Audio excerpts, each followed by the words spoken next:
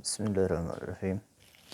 जो हमने कल हमारा पहला लेक्चर था उसमें हमने हेमाटोलॉजी पढ़ी थी, थोड़ी सी इंट्रोडक्शन, और उसके बाद हमने आरबीसीज़ के मुताबिक पढ़ा था और आरबीसीज़ की प्रोडक्शन वगैरह कैसे होती है, और इरेथ्रोपोएटन वगैरह भी पढ़ा था, उसका इफ़ेक्ट भी पढ़ा था ड्यूरिंग हाइपोक्सिया वगैरह में। ठीक है ना। आज का जो हमारा टॉपिक है onward, we are going to talking about the factors are necessary for the erythropoiesis. Means के वो कौन से फैक्टर हैं जो ज़रूरी होते हैं इरेथ्रोपोएसिस में, मतलब कि आरबी रेड ब्लड सेल्स की प्रोडक्शन में। अच्छा भी, इनमें कुछ जनरल फैक्टर हैं, कुछ मैचुरेशन फैक्टर हैं, और कुछ फैक्टर हैं फॉर द हीमोग्लोबिन सिंथेसिस के लिए होते हैं। जनरल फैक्टर मतलब कि कौन से फैक्टर्स होते हैं जो उनके प्रोडक्शन के लिए ज़रूरी होते हैं। मैचुरेशन फैक्टर वो होते हैं जो रेड ब्लड सेल्स आरबीसीज़ बन तो गया लेकिन उसको मैच्योर कराते हैं। ठीक है ना। तो अब हम जनरल फैक्टर में देखेंगे जनरल फैक्टर कौन से हैं। जनरल फैक्टर में आता है इराइथ्रोपोइटिन, जो हमने पहले पढ़ा है ड्यूरिंग हाइपोक्सिया, ये सेक्रेट होता है फ्रॉम द किडनीज़। इराइथ्रोपोइटिन हो गया। इसके बाद थायराइड हार्मोन्स जो होते हैं वो भी इसकी प्रोडक्शन में ज़रूरी है, इफेक्ट कॉज करते हैं, फैक्टर का इफेक्ट रखते हैं इन पर। थायराइड हार्मोन्स वगैरह T3 एंड T4 वगैरह जिस तरह हो गए। इसके बाद एक ग्रोथ फैक्टर है। ग्रोथ फैक्टर्स में इंटरल्यूकिन 3 है, इंटरल्यूकिन 6 और इंटरल्यूकिन 11 है। इसके बाद है विटामिन बी, सी, डी और विटामिन ई। ये इस पे जनरल इफेक्ट करते हैं ड्यूरिंग द इरेथ्रोपोएसिस और आरबीसीज़ की प्रोडक्शन के दौरान। इसके बाद है मैचुरेशन फैक्टर। मैचुरेशन फैक्टर में होता है vitamin B 12, folic acid, vitamin B 9 और इंट्रेंसिक फैक्टर होते हैं। इंट्रेंसिक फैक्टर कौन से होते हैं? ये हमारे स्टोमक से निकलते हैं, स्टोमक के पेरिएटल सेल्स से। ये इनकी एब्जॉर्प्शन में बी 12 और फोलिक एसिड की एब्जॉर्प्शन में हेल्प कराते हैं। अच्छा भी, इसके बाद हैं कि वो फैक्टर्स जो हीमोग्लोबिन के सिंथेसिस के लिए अहम होते हैं। उसमें प्रोटीन्स हो गया, amino acids, iron, copper, cobalt, nickel और विटामिन। कौन कौन से vitamin? Vitamin C, vitamin B 2, vitamin B 3, vitamin B 6। ये चीज़ें हैं जो फैक्टर हैं जो आरबीसीज़ की प्रोडक्शन को, इरेथ्रोपोएसिस को को कंटिन्यू कराते हैं, या इनकी कमी हो जाए तो ये उसको अफेक्ट करते हैं।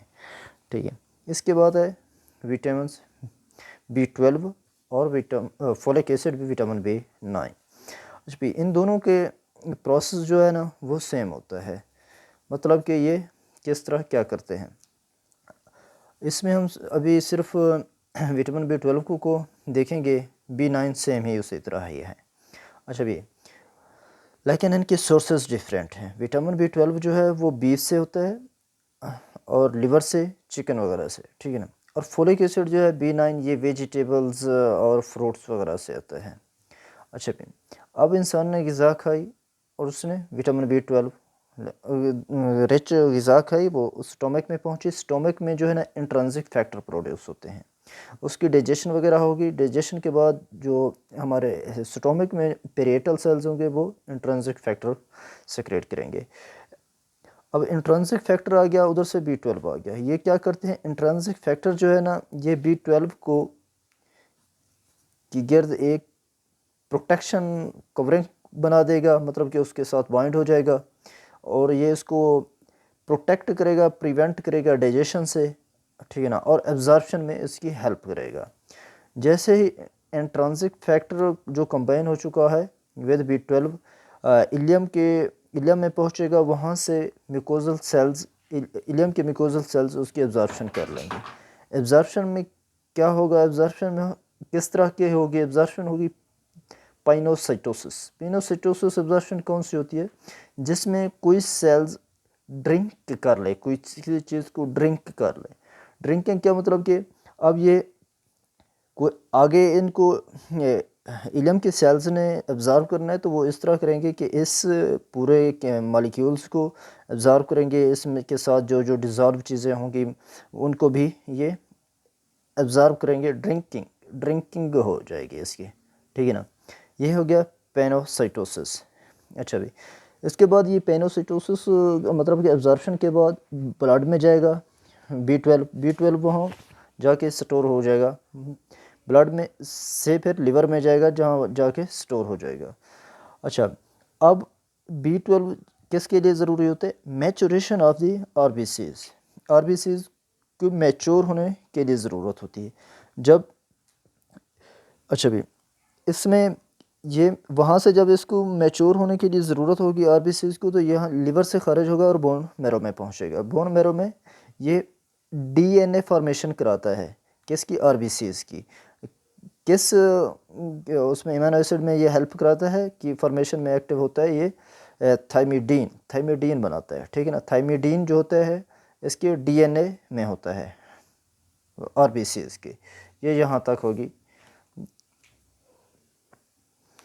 अब हमने देखना है इसमें परनीसियस एनीमिया क्या होता है। परनीसियस एनीमिया क्या होता है इसमें? फर्स्ट ऑफ ऑल एट्रोफी हो जाती है इन दी म्यूकोजा, गैस्ट्रिक म्यूकोजा में एट्रोफी होगी, जिसकी वजह से गैस्ट्रिक जो सिक्रेशंस वगैरह हैं वो डिक्रीज़ हो जाएंगी, और इनके बाद इंट्रिंसिक फैक्टर जो हो गया वो भी डिक्रीज़ हो जाएगा। जब इंट्रिंसिक फैक्टर की प्रोडक्शन डिक्रीज़ होगी तो B12 की एब्जॉर्प्शन जो है वो भी ऑटोमेटिकली डिक्रीज़ हो जाएगी, क्योंकि इंट्रिंसिक फैक्टर हेल्प करता है in the absorption of the B12। Thymidine triphosphate, जैसे ही B12 की एब्जॉर्प्शन डिक्रीज़ होगी, B12 कम होगा तो थाइमिडीन ट्राइफॉस्फेट की फॉर्मेशन कम हो जाएगी, जो कि डीएनए में पाया जाता है of the red blood cells, ये इसमें कम हो जाएगी। एज अ रिज़ल्ट जो डीएनए की मैचुरेशन नहीं होगी, नॉर्मल डीएनए नहीं सिंथेसाइज होगा। अच्छा भी, न्यूक्लियस नॉट मैच्योर, न्यूक्लियस जो होगा इस तरह की जिसमें डेफिशिएंसी होगी B12 की इंट्रिंसिक फैक्टर की, तो क्या होगा कि न्यूक्लियस अब मैच्योर नहीं हो रहा, न्यूक्लियस मैच्योर नहीं होगा, लेकिन साइटोप्लाज्म जो है ना वो नॉर्मली मैच्योर हो रहा है, क्योंकि साइटोप्लाज्मिक एंजाइम वगैरह एक्टिव हैं, वो तो काम कर रहे हैं, जिसकी वजह से साइटोप्लाज्म जो होगा वो ज़्यादा हो जाएगा, रेशो जो होगी वो ज़्यादा हो जाएगी एज़ कम्पेयर टू नॉर्मल, और न्यूक्लियस जो होगा वो डिक्रीज़ हो जाएगा, कम हो जाएगा, जिसकी वजह से सेल मज़ीद लार्ज मल्टीप्लाई नहीं करेगा, मतलब रिप्रोडक्शन नहीं करेगा, जिसकी वजह से सेल्स का साइज़ इंक्रीज़ हो जाएगा। सेल साइज़ इंक्रीज़ होगा तो उसकी जो न्यूक्लियस मैच्योर नहीं हो सके, नहीं होया होगा, रिप्लिकेट नहीं कर सकेगा सही, और फ्लेम्सी मेम्ब्रेन जो होगी ना वो फ्लेम्सी हो जाएगी, मतलब कि डैमेज मेम्ब्रेन हो जाएगी, उसमें फ्रेजिलिटी इंक्रीज़ हो जाएगी, जिसकी वजह से आरबीसीज का लाइफ साइकिल जो है ना वो शॉर्ट हो जाएगा। अच्छा भी, अब है haemoglobin formation factor. Haemoglobin formation factor कौन से हैं? फर्स्ट ऑफ ऑल जो इम्यूनो एसिड्स हैं 2-सक्सिनाइल कोएंजाइम और 2-ग्लाइसिन, ये मिलते हैं, 2-सक्सिनाइल कोएंजाइम और 2-ग्लाइसिन ये मिलते हैं, बनाते हैं पाइरोल बन गया एक पैरोल। ये पैरोल जब बन जाएगा तो फिर 4 पैरोल मिलेंगे, 4 पैरोल मिलके क्या बनाएंगे? 4,2-पोरफेरिन 9, 4,2-पोरफेरिन 9 या 4,2-पोरफेरिन रिंग।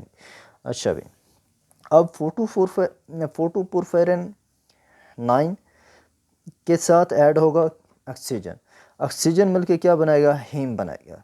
अब हीम बन गई, हीम के साथ बना आके कंबाइन होगा पॉलीपेप्टाइड या ग्लोबिन, ये बना देगा हीमोग्लोबिन चेन। अब हीमोग्लोबिन चेन बन गई। हीमोग्लोबिन चेन में डिफरेंट टाइप्स की चेन होती हैं, अल्फ़ा चेन होगी, बीटा चेन हो सकती है, डेल्टा हो सकती है, गैमा हो सकती है, और जीटा हो सकती है, और एप्सिलॉन हो सकती है। ये इसकी हीमोग्लोबिन की चेन्स हैं। अच्छा भी, अब ये अगर एक बनी हीमोग्लोबिन चेन मतलब अल्फ़ा, तो एक चेन होगी, और एक हीमोग्लोबिन मॉलिक्यूल में 4 चेन होती हैं, 4 चेन्स होती हैं इन 1 हीमोग्लोबिन मॉलिक्यूल। अच्छा भाई, इसके बाद है टाइप्स कौन सी हैं हीमोग्लोबिन की, और हम किस किस एज में कौन कौन सी टाइप्स पाई जाती है? इन अडल्ट्स में 97% हीमोग्लोबिन ए पाई जाती है, अच्छा भी इस हीमोग्लोबिन में क्या होता है, इसमें 2 अल्फ़ा होते हैं और 2 बीटा होते हैं। इस चेन में 2 अल्फ़ा होते हैं, 2 बीटा होते हैं और 2% जो है हीमोग्लोबिन A2 पाई जाती है। कितने परसेंट? 2% हीमोग्लोबिन A2 पाई जाती है। इसमें क्या होता है, 2 अल्फ़ा चेन्स होती हैं, 2 डेल्टा चेन्स होती हैं। अच्छा भी 1% कौन सी हीमोग्लोबिन पाई जाती है? 1% हीमोग्लोबिन F पाई जाती है। हीमोग्लोबिन F में क्या होता है, 2 अल्फ़ा होते हैं और 2 गैमा चेन्स होती हैं। अब देखें अल्फ़ा सब में आ रहा है, बाकी जो है बीटा, डेल्टा और गैमा चेंज होता जा रहा है। अब है इन एम्ब्रियो में कौन सी होती है? इन एम्ब्रियो क्या होता है? एम्ब्रियो होता है 0 to 7 वीक्स ऑफ गेस्टेशन, मतलब कि 7 वीक्स ऑफ गेस्टेशन तक जो हमारे पास प्रोडक्ट होता है वो एम्ब्रियो होता है, ठीक है ना। अच्छा भाई एम्ब्रियो में क्या होता है, एक होती है गोवर 1। गोवर 1 में क्या होता है, गोवर 1 में 2 जीटा होती है, 2 जीटा चेन्स होती हैं और 2 एप्सिलॉन चेन्स होती हैं। ये गोवर 1 होता है। गोवर 2 में क्या होता है, गोवर 2 में 2 अल्फ़ा चेन्स होती हैं और 2 एप्सिलॉन चेन्स होती हैं, 2 एप्सिलॉन चेन्स होती हैं। यहाँ पे एप्सिलॉन और यहाँ दोनों एप्सिलॉन हैं, लेकिन इधर फ़र्क आ रहा है। गोवर 1 में 2 जीटा है, गोवर 2 में 2 अल्फ़ा है, ठीक है। इसके बाद है फीटल लाइफ में कौन सी होती है? फीटल लाइफ क्या होती है? फीटल लाइफ है 8 वीक्स टू ऑनवर्ड्स वीक्स, ठीक है ना। मतलब कि या मतलब कि 8वें वीक से आगे की जो होगी ना गेस्टेशन, उसमें फीटल लाइफ में शुमार होती है। उसमें होती है हीमोग्लोबिन F। हीमोग्लोबिन F में क्या होता है? हीमोग्लोबिन F में होते हैं 2 अल्फ़ा होते हैं और 2 गैमा होते हैं। ये 2 अल्फ़ा 2 गैमा चेन्स, ये 2 चेन्स होती हैं इसमें। अच्छा भी इसके बाद है हीमोग्लोबिन एबनॉर्मेलिटीज़। हीमोग्लोबिन में अगर एबनॉर्मेलिटीज़ आ जाती है तो इसमें क्या होता है? हीमोग्लोबिन में एबनॉर्मेलिटीज़ क्या होंगी? अगर हीमोग्लोबिन S है, शायद हम देख रहे थे हीमोग्लोबिन एबनॉर्मेलिटीज़, इसमें हीमोग्लोबिन S है। हीमोग्लोबिन S में क्या होता है, 2 अल्फ़ा नॉर्मल होते हैं, 2 बीटा जो होते हैं वो एबनॉर्मल हो जाती हैं, उनके ऊपर ये S बना हुआ है, ठीक है ना, ये एबनॉर्मल हो जाती है। अच्छा भी इसमें क्या होता है कि इन beta chains amino acid glutamic acid, ठीक है ना, इम्यूनो एसिड जो है ना ग्लूटामिक की is replaced by the immuno acid valine की आ जाता है किसकी जगह पे? ग्लूटामिक एसिड की जगह विलाइन आ जाता है, ठीक है ना। यहाँ पे ये चेंजमेंट हो जाती है जिसकी वजह से एबनॉर्मेलिटी होती है। इसमें क्या होता है, लो ऑक्सीजन डिलीवरी शुरू हो जाती है, मतलब कि ब्लड की हीमोग्लोबिन की वो कैपेसिटी नॉर्मल से डिक्रीज़ हो जाती है ऑक्सीजन ट्रांसपोर्ट करने की। अच्छा भी इसकी वजह से क्या होता है कि इलोंगेटेड क्रिस्टल्स बन जाते हैं इनसाइड द आरबीसीज के अंदर क्रिस्टल्स बन जाते हैं और क्रिस्टल्स की वजह से वो रिजिड हो जाता है, सख्त हो जाता है, जिसकी वजह से सेल्स आरबीसीज जो है ना वो स्टक हो जाते हैं इन द स्मॉल कैपिलरीज में। जो ही स्टक होंगे उनको प्रेशर पड़ेगा ब्लड का और पेरिफेरल जो भी होगा ना वो प्रेशर पड़ेगा, जिसकी वजह से रप्चर ऑफ आरबीसीज हो जाएगी। आरबीसीज रैप्चर हो गए, मतलब प्रोडक्शन हीमोलाइसिस ज़्यादा हो जाएगी, आरबीसीज की ब्रेकडाउन ज़्यादा हो जाएगी, जिसकी वजह से एनीमिया होगा। अच्छा भी ये एनीमिया, इसमें क्या होता है, सिकल सेल एनीमिया, जिसमें हीमोग्लोबिन S होती है, इसमें सिकल सेल एनीमिया बनता है। सिकल सेल एनीमिया में क्या होता है कि नॉर्मल जो होते हैं ना बाई कनकेव शेप आरबीसीज की वो ख़त्म हो जाती है, ठीक है ना, due to the crystal formation है इनसाइड, और जिसकी वजह से वो मून शेप बन जाते हैं इस तरह, सिकल लाइक, ठीक है ना, इस तरह वो बन जाते हैं। अच्छा भी इसके बाद है कि अब यहाँ पे ये लिखा हुआ है कि सेल्स एक बार स्टक हो गया तो आगे मज़ीद ब्लड ब्लॉकेज हो जाएगी, सप्लाई रुक जाएगी, मज़ीद ऑक्सीजन ब्लॉक कर देगा यहाँ पे जाके, ठीक है ना, और ये सिकल सेल क्राइसिस करेगा, मतलब कि सिकल सेल्स क्राइसिस करेगा, सिकल सेल्स मज़ीद मतलब कि एनीमिया के सिकल सेल एनीमिया की तरफ लेके जाएगा। इसके बाद है अल्फ़ा थैलेसीमिया क्या होता है? अल्फ़ा थैलेसीमिया में होती है हीमोग्लोबिन H बन जाती है, ठीक है ना। 2 टाइप्स हैं, एक में हीमोग्लोबिन H बनेगी, दूसरे में हीमोग्लोबिन बॉट्स बनेगी।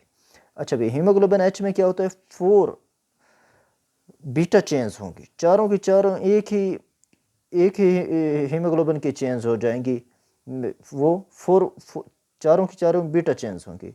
लेकिन हीमोग्लोबिन बॉट्स में क्या होगा, चारों की चारों गैमा चेन्स बन जाएंगी, गैमा चेन्स होंगी हीमोग्लोबिन के मॉलिक्यूल में। ये किस में होता है, अल्फा थैलेसीमिया में। इसके बाद है transport and storage of iron. Transport of and storage of iron में क्या होता है, इसमें होता है फर्स्ट ऑफ ऑल आपने आयरन के सोर्सेज क्या है, फूड है, फूड वगैरह जो इंसान खाता है वो ही उसके सोर्सेज हैं। फूड इंसान ने खाई, आयरन गया अंदर। अच्छा भी आयरन ने जाके डाइजेस्ट वगैरह होना है खुराक ने, उससे इंटेस्टाइन में जैसे ही पहुंचेगा तो लिवर से क्या होता है, एपोट्रांसफेरन, लिवर से आएगा एपोट्रांसफेरन, इधर से हमारे पास आ रहा है आयरन फूड से, डाइजेस्टिव सिस्टम से, ये इंटेस्टाइन में ट्रांसफेरन में कन्वर्ट हो जाएगा। मतलब कि एपोट्रांसफेरन, ठीक है ना, जो कि हमारे लिवर से आ रहा है, एपोट्रांसफेरन और आयरन प्लस आयरन, ये बन जाएगा ट्रांसफेरन। ट्रांसफेरन की फॉर्म में आयरन क्या करेगा, ट्रांसफेरन की फॉर्म में आयरन आगे ट्रांसपोर्ट होगा, फिर वो इंटेस्टाइन से ब्लड में जाएगा। अच्छा भी, ब्लड में ट्रांसफेरन की फॉर्म में ये ट्रांसपोर्ट होता रहेगा। अच्छा, उसके बाद ये लिवर से एक और reticulo endothelial cells of the bone marrow उधर भी जाएगा। मतलब कि फिर ट्रांसफेरन जो है ना वो लिवर में जाएगा, वहाँ पे स्टोर भी होगा, reticulo endothelial cells of the bone marrow वहाँ पे जाएगा, बोन मैरो की रेड ब्लड सेल्स की प्रोडक्शन के लिए वहाँ। अच्छा भी, इन दो मतलब के पार्ट्स में जाएगा, लिवर में जाएगा तो स्टोरेज होगी वहाँ पे, लिवर में आयरन स्टोर किया जाएगा, लेकिन ट्रांसफेरेंट की फॉर्म में नहीं स्टोर होगा वहाँ पे, फेरेटिन की फॉर्म में होगा, ठीक है ना। रेटिकुलो एंडोथेलियल सेल्स के ऑफ द बोन मैरो वहाँ जाएगा और आरबीसीज की प्रोडक्शन में वो अपना फंक्शन करेगा। अच्छा भी, बोन मैरो में जाएगा, बोन मैरो में इराइथ्रोब्लास्ट्स होंगे। अच्छा, इराइथ्रोब्लास्ट्स की प्रोडक्शन को इनक्रीज़ करेगा, इराइथ्रोब्लास्ट से हीमोग्लोबिन फॉर्मेशन इंक्रीज़ होगी, ठीक है ना। ये यहाँ तक हो गया भाई हीमोग्लोबिन की फॉर्मेशन या की प्रोडक्शन आरबीसीज़ को नॉर्मल करने में, ये यहाँ तक आते हुए मतलब कि आरबीसीज़ ज़रूरी है हीमोग्लोबिन के लिए, हीमोग्लोबिन ज़रूरी है आरबीसीज़ की, आयरन ज़रूरी है, सॉरी आयरन ज़रूरी है हीमोग्लोबिन के लिए, हीमोग्लोबिन ज़रूरी है आरबीसीज़ के लिए, ठीक है ना। अब ये यहाँ तक हो गया।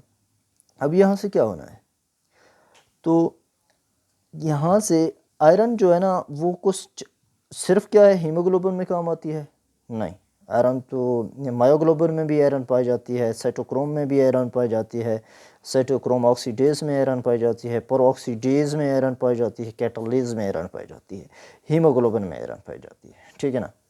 ये विद क्या सुना, हीमोग्लोबिन के अलावा इन चीज़ों में आयरन प्रेजेंट होती है, इनकी मैन्युफैक्चरिंग में आयरन काम आती है।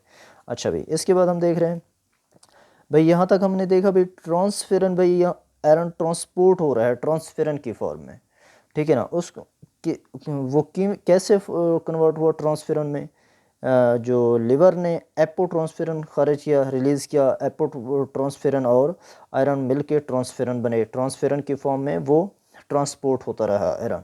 अब उसने स्टोर होना है तो स्टोर किस फॉर्म में होगा, आरबीसीज बनाए, फाइनली आरबीसीज बने, आरबीसीज बन चुके हैं। आरबीसीज ने अपना लाइफ स्पैन जो था उन्होंने अपना कंप्लीट किया, उसके बाद डिस्ट्रॉयड हुए आरबीसीज, जिनमें किस वजह से, किस सिस्टम के तहत वो डिस्ट्रॉय हुए, उनको आरबीसीज की लाइफ कंप्लीट होने पे कौन सा सिस्टम है जो उनको डिस्ट्रॉय करता है, मोनोसाइट्स हैं, मैक्रोफेज सिस्टम है, ये उनको डिस्ट्रॉय करता है। डिस्ट्रॉय होने के बाद ये कहाँ गया, ये गया फेरेटन, फेरेटन बन गया। अब फेरेटन ये कैसे बना, अब लिवर से आएगा एपोफेरेटन, एपोफेरेटन आके आयरन के साथ कन्वर्ट होगा, एपोफेरेटन ये आएगा लिवर से और ये हमारा आयरन आएगा डिस्ट्रक्शन ऑफ आरबीसीज से, इन्होंने मिलके बनाया फेरेटन।